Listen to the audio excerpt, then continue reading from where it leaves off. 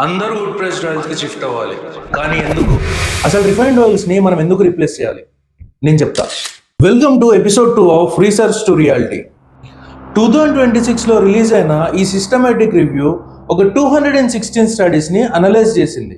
Researchers different oil extraction methods ని దీంట్లో discuss చేశారు.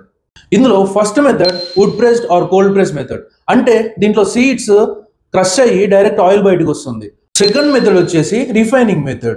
దీంట్లో oil various stages like deodorisation, neutralisation, bleaching and various other chemical solvents ద్వారా extraction చేయబడుతుంది. ఈ రీసెర్చెస్ ప్రకారం ఎక్స్ట్రాక్షన్ అండ్ ప్రాసెసింగ్ ని బట్టి ఆయిల్లో ఉండే natural antioxidants, vitamins and various other useful substances change అవుతాయి.